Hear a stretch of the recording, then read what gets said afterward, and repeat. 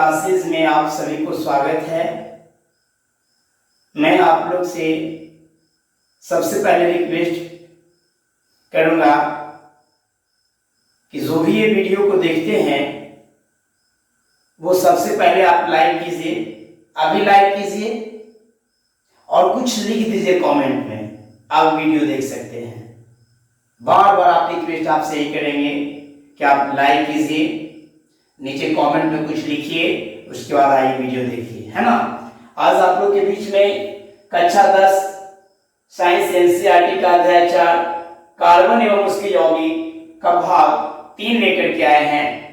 पिछले वाले वीडियो में क्वेश्चन नंबर 8 तक बता दिए थे। आइए आज आप लोग के बीच में क्वेश्चन नंबर 9 लेकर के आए हैं।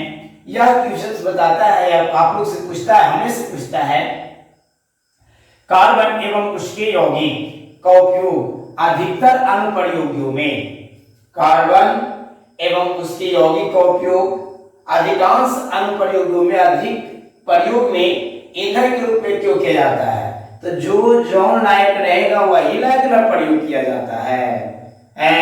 जैसे जो ड्राइवर लायक है ड्राइवर में, खलासी लायक है खलासी में, वही लगाता है। तो उसी प्रकार से बोला जा रहा है कि कार्बन एवं उसके यौगिक का उपयोग हम लोग अधिकतर उपयोग में ईंधन के रूप में क्यों करते हैं। तो आइए जानते हैं, इसका आंसर लिख लेंगे, समझेंगे। कार्बन के जो यौगिक होते हैं, कार्बन या फिर उसके यौगिक जो होते हैं वो ऑक्सीजन से क्रिया करके ताप और कार्बन डाइऑक्साइड उत्पन्न करता है। कार्बन या फिर उसकी यौगिक ऑक्सीजन से क्रिया करके ताप और कार्बन डाइऑक्साइड बाहर करता है। इसका आप लिख लेंगे इसका आंसर में। कार्बन एवं उसके यौगिक को उपयोग अधिकतर अनुप्रयोगों में ईंधन के रूप में इसलिए किया जाता है कि अधिकांश कार्बन यौगिक को जलाने पर, अधिकांश कार्बन यौगिक को जलाने पर हमें प्रचुर मात्रा में ताप एवं प्रकाश की प्राप्ति होती है। ताप एवं प्रकाश की प्राप्ति होती है जब हम कार्बन को ऑक्सीजन की उपस्थिति में जलाते हैं। जब हम कार्बन को ऑक्सीजन की उपस्थिति में जलाते हैं तो ताप एवं प्रकाश के साथ साथ, ताप एवं प्रकाश के साथ साथ कार्बन डाइऑक्साइड की प्राप्ति होती है। साफ साफ कहिएगा कि जब कार्बन या उसके यौगिक को वायु की उपस्थिति में जलाते हैं तो ताप एवं प्रकाश के साथ साथ कार्बन डाइऑक्साइड की प्राप्ति होती है। इसलिए कार्बन या उसके यौगिक को ईंधन के रूप में प्रयोग करते हैं। बहुत आसान क्वेश्चन था। अब कहता है अगला क्वेश्चन, कठोर जल, कठोर जल को साबुन से उपचारित करने पर, कठोर जल जानते हैं ना, जिसको आप खारा जल बोलते हैं, कठोर जल को साबुन से उपचारित करने पर झाग के निर्माण को समझाइए। आप कभी खारा पानी से स्नान किए हैं? नहीं किए हैं तो आप समुद्री इलाका में चले जाइए। आप यदि वो पानी से स्नान करते हैं और साबुन लगाते हैं तो क्या झाग उत्पन्न होता है?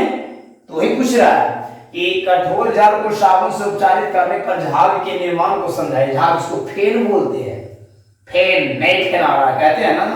तो आइए अब कह सकते हैं कि जब कठोर जल में साबुन मिलाते हैं, जब कठोर जल में क्या कहते हैं, कठोर जल में साबुन को मिलाते हैं तो साबुन मैग्नीशियम एवं कैल्शियम के लवणों से अभिक्रिया कर लेता है। कैल्शियम एवं मैग्नीशियम के लवणों से जैसे ही साबुन को कठोर जल में घोलेंगे, जैसे ही साबुन को कठोर जल में घोलेंगे तो वह साबुन कैल्शियम और मैग्नीशियम जैसे लवणों से अभिक्रिया कर लेता है, जिससे मुश्किल से ही झाग उत्पन्न होता है। कहें कि झाग उत्पन्न बहुत थोड़ी मात्रा होता है, नहीं होता है।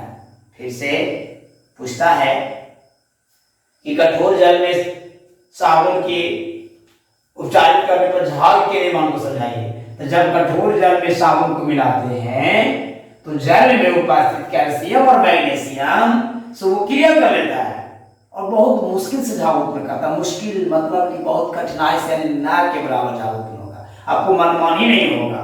बात समझना ना? तो इसका जवाब हो गया, लिख लेंगे। कठोर जल में साबुन को मिलाते हैं तो जल में उपस्थित मैग्नीशियम और कैल्शियम से क्रिया कर लेता है और बड़ी मुश्किल से झाग उत्पन्न होता है। क्लियर?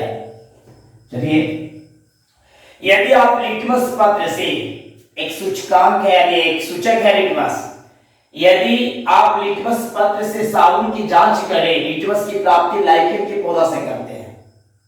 ये लिटमस को हम लोग अम्लीय विलयन और क्षारीय विलयन को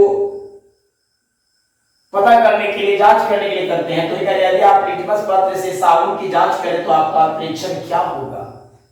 तो साबुन एक क्षारीय प्रकृति की पदार्थ है, तो आप लिटमस को जैसे ही साबुन की परीक्षण करेंगे, साबुन वाले बिल में डालेंगे तो मालूम चलेगा कि ये नीला हो जाएगा। कैसा हो जाएगा? नीला। आप कह सकते हैं कि साबुन में आप जानते हैं कि लंबी हाइड्रो श्रृंखला होती है, साबुन में लंबी हाइड्रोकार्बन की श्रृंखला होती है जो क्षार होता है। साबुन में एक लंबी हाइड्रोकार्बन की श्रृंखला होती है जो क्षारीय प्रकृति की होती है। तो आप मुझसे बताइए, ये क्षारीय प्रकृति का इसमें लिटमस को डालेंगे तो कैसा हो जाएगा? नीला। कैसा? नीला। तो बताना है कि लिटमस पत्र को साबुन डालेंगे तो इसमें हाइड्रोकार्बन की उपस्थिति के कारण क्षारीय प्रकृति का होता है, इसलिए लिटमस का रंग नीला हो जाएगा। अब हाइड्रोजनीकरण बड़ी इंपॉर्टेंट चीज है, ये 2 नंबर का पूछता है कि हाइड्रोजनीकरण क्या है, इसका औद्योगिक अनुप्रयोग क्या होते हैं। आइए समझते हैं।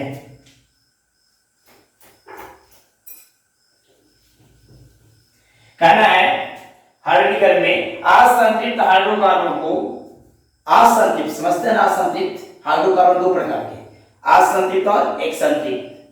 असंतृप्त जो होते हैं या तो एल्कीन होंगे या एल्काइन होंगे, और संतृप्त में एल्केन समूह होता है। तो बोल रहा है हाइड्रोजनीकरण किसे कहते हैं? असंतृप्त हाइड्रोकार्बन को, असंतृप्त हाइड्रोकार्बन को पैलेडियम, असंतृप्त हाइड्रोकार्बन को पैलेडियम या निकेल जैसे उत्प्रेरकों की उपस्थिति में, असंतृप्त हाइड्रोकार्बन को प्लेडियम या निकेल जैसे उत्प्रेरकों की उपस्थिति में, उत्प्रेरक किसे कहते हैं? जो खुद रासायनिक अभिक्रिया में भाग नहीं लेगा लेकिन अभिक्रिया को करने में सहायता करेगा। जैसे आप जानते होंगे, लेकिन आप देखे होंगे गांव घर में एक ऐसा व्यक्ति होता है वो खुद न लड़ेगा लेकिन दो के लड़ा देगा, एक बात थोड़ा पास थोड़ा बात, दोनों को उत्तेजित कर देगा और उत्तेजित करके झगड़ा लगा तो उसको कहते हैं कुछ गांव घर में क्या बोलते हैं? चुगला उसको बोलते हैं, चुगली करना, चुगली करना। तो हाइड्रोजनीकरण किसे कहेंगे? असंतृप्त हाइड्रोकार्बन को निकेल या प्लेडियम जैसे उत्प्रेरकों की उपस्थिति में हाइड्रोजन गैस को गुजारते हैं। कहेंगे असंतृप्त हाइड्रोकार्बन को कौन उत्प्रेरक है? प्लेडियम या फिर निकेल जैसे उत्प्रेरक की उपस्थिति में हाइड्रोजन गैस को गुजार करके संतृप्त हाइड्रोकार्बन बना देते हैं, इसे ही हाइड्रोजनीकरण कहते हैं। एज फॉर एग्जांपल मान लिया कार्बन है, ये असंतृप्त हाइड्रोजन। पहचानने के तरीका बताए हैं, या तो कार्बन के भी डबल बॉन्ड रहेगा या ट्रिपल बॉन्ड रहेगा, असंतृप्त रहेगा। यहां पे मान लीजिए कोई तत्व है, ठीक है, यहां भी कोई तत्व है, हम क्या बोले?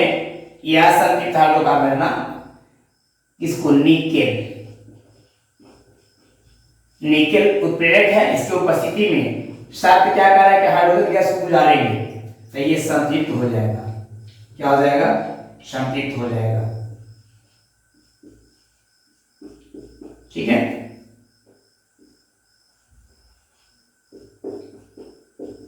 देखिए तो बहुत आसान है। असंतृप्त हाइड्रोकार्बन को निकेल या प्लेडियम जैसे उत्प्रेरक की उपस्थिति में हाइड्रोजन गैस को गुजार करके और संतृप्त हाइड्रोकार्बन बनाने की प्रक्रिया को हाइड्रोजनीकरण कहते हैं। हाइड्रोजनीकरण कहते हैं। एक प्रयोग करते जाते हैं, वनस्पति घी को हाइड्रोजनीकरण करके वनस्पति तेल बनाया जाता है। कोई पूछे कि हाइड्रोजनीकरण किसमें किया जाता है? तो वनस्पति घी को हाइड्रोजनीकरण करके, क्योंकि वनस्पति घी होता है असंतृप्त हाइड्रोकार्बन, और उसको हाइड्रोजन गुजार करके संतृप्त बनाकर वनस्पति तेल बना देते हैं। कोई दिक्कत? तो आज विशेष नहीं, आज यहीं तक, और फिर से आपको अगले पार्ट में मिलेंगे। और आप क्लास मिस मत कीजिए, और आप लोग से बार बार हम आग्रह करेंगे कि लाइक, सब्सक्राइब और शेयर जरूर कीजिए मेरे प्यारे बच्चों, मेरे प्यारे साथियों।